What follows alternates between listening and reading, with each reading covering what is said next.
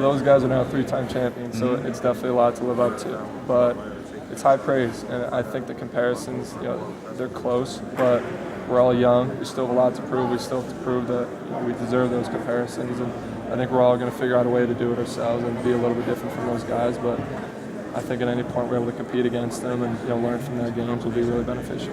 It's going to be a really young team no matter how you slice it. I mean, they ended up with the third pick in the draft for a reason. Do you look at that as it might be a long rebuilding process? Do you look at it as it's going to be a good chance to play early? A little bit of both.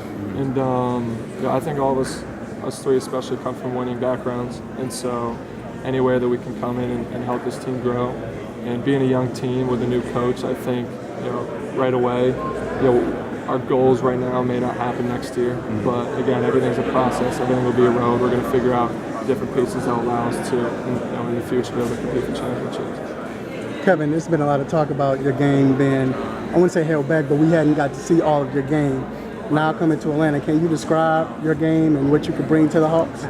Yeah, I think first and foremost, one of my biggest strengths is to be able to shoot the ball. It's always been a strength of mine, and I really was able to show a lot of that at Maryland.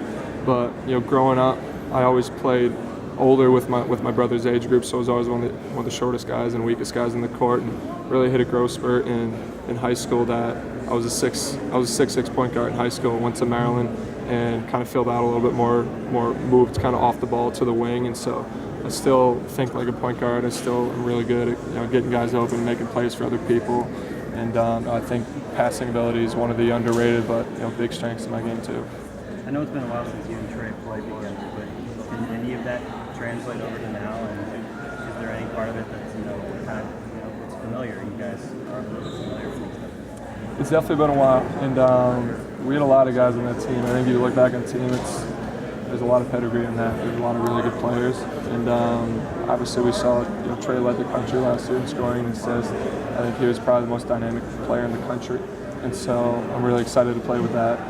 And I think our relationship going through different camps that we're at, the AAUs and things like that, the different Nike events and Under Armour and Adidas events, all those have allowed us to build a little bit of a relationship, and I'm sure it'll build here in the next couple of years. Odell Beckham or Julio Jones? Odell Beckham. No hesitation. I'm a New York guy at heart.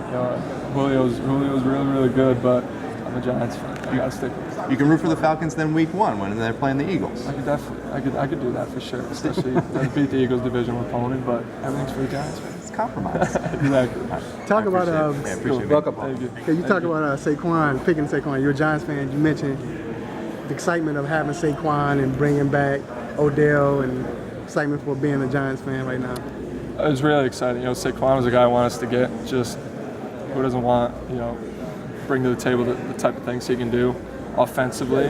We should be really, really good. I'm excited to see how the season plays out. And Odell and Saquon, they could be a really good dynamic duo right there. Just look, you got selected, got drafted. Just talk about being here in Atlanta, looking at this practice facility, and the end of at least that portion of your career, the draft process. I mean, this practice facility is arguably the best in the league. I know they moved in here in October, so being able to come in and reap the benefits of a first-year facility is going to be unbelievable. We just got to see the locker room, and it's really exciting. I think, again, it seems like it's a new culture, it's a new wave going on here at Atlanta. New coach, new players, young team, new facility, and so it's kind of everyone likes to say rebuilding, but I think reloading is kind of the way to put it, and we're really excited to start the winning path again. Does it help having a group of younger players like yourself and guys like 27 and under to kind of go through this whole process with together? Definitely, we'll all grow together, and I think that's how a lot of winning teams are put together. Is they start at the bottom, they build a lot of pieces, and they all get better together. And so I think all of us come from a background of winning, especially Amari being the national champion. And again, we're really excited to start learning from our vets and get this thing rolling. And then lastly for me, you mentioned that you're dealing with your hand injury and recovering from it, but you're still going to participate or be at the Summer League matches. What will you do physically and just mentally, or try to pick up from viewing the games? Will you still be able to maybe run or even practice with the guys, anything like that? I won't be able to practice. I'm sure I'll start doing workouts. I've been doing different leg exercises, stuff that doesn't involve my hands, and so sure starting to watch film, learning the NBA game. It's a lot different from the college game, and starting to learn from the coaches here. I know, Coach Pierce won't be coaching the summer league games, but he'll be around and he'll be talking to guys, and so just being around everybody, even though I'm not playing, that'll be really beneficial.